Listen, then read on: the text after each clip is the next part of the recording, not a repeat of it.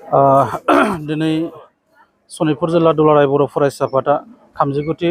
बड'लेण्ड मुंख्लं सानखौ जिल्लानि सिङावनो थानाय नैबे खैलाजुलि दख्रा दुलाराय बर' फरायसा आफादनि बेन्नाव थानाय लकेश्वर ब्रह्म गेजेरारि गोजौ फरायसालिनि लांगोनायाव मेहेरगोनाङै खुंफुंदों। दा बेखौनो दिनै सनितपुर जिल्ला दुलाराय बर' फरायसा आफादनि जानानै गासै बर' रायजो राजा बिथांमोननिसिम जोङो खावलायनो सानगोन जेदि सिमां आरो थांखिजों दुलाराय बर' फरायसा आफादनि बै समनि 1987 मायथाइयाव जि सोमावसारनाय बे सोमावसारनायनि गेजेरजों जे आलादा रायजो सिमां बर'फोरनि जे मोनसे गिदिरथार सिमां जे बर'नि राव हारिमु थुनलाइ थामोनथा रैखाथि राजखान्थि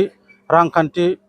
फारफ्रोमथिंबो जौगानाय आरो फारफ्रोमथिंबो बर' हारिखौ हारि हिसाबै फोथांना लाखिनांगौनि थांखिजों जि आलादा बड'लेण्ड सोरजिनो थाखाय दुलाराय बर' फरायसा आफादा सोमावसारदोंमोन। आरो बै सोमावसारनाय समावनो न' फारसे थांफिननाय समाव जि दुथांफोरा अन्थाइ खुबैनानै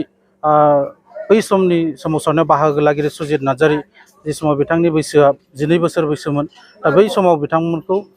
सोमावसारगिरिफोरखौ लामायाव अन्थाइ खुबैनायनि गेजेरजों जि सोमावसारगिरिफोरखौ आघात खालामो आरो बेयावनो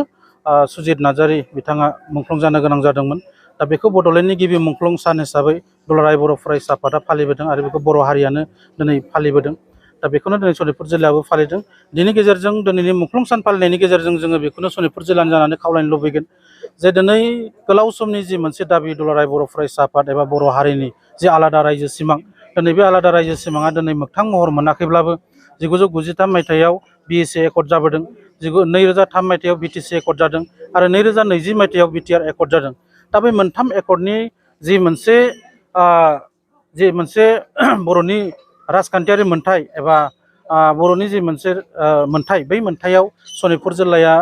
बन्सित जाबोदों एबा जोङो डिप्राइभ जाबोनायखौ जोङो मोन्दों। दा बेखायनो 2020 मायथाइनि जि BTR एकर्डनि गेजेरजों सनितपुर जिल्ला आरो बिश्वनाथ जिल्लानि जि मैखोम बर' गामि थानाय बै गामिफोरखौ बड'लेण्डआव सोसननाय आरो बड'लेण्डनि बाहेरायाव जि बर'फोर दङ बै बर'फोरखौ BKWCनि गेजेरजों जि राजखान्थि मोन्थायखौ होनायनि जि मोनसे दफा दङ बै दफाफोरखौ दिनैसिम आबुं मावफुङाखै। दा दिनैनि बे मुंख्लं साननि गेजेरजों सनितपुर जिल्ला दुलाराय बर' फरायसा आफादनि जानानै जोङो खावलायनो लुबैगोन जे आसाम सरकार आरो BTC सरकारखौ खावलायहरगोन जे थाबैनो सनितपुर जिल्ला आरो बिश्वनाथ जिल्लानि जि 3.1 दफायाव BTR एकर्डनि दफायाव लिरखानाय बायदियै जि बर'फोर मैखोम थानाय ट्राइबेलफोर मैखोम थानाय गामिफोरखौ बड'लेण्डआव सोसननांगौ थाबैनो आरो माखासे जौगाथाय आरो फसंथानफोरखौ गायसनफैनांगौनि थाखाय जोङो दिनै खावलायगोन। नङाब्ला दिनै जोङो सुजित नार्जारिनि जे मुंख्लं सान फालिदों बे फालिनायनि जेबो बेबायदि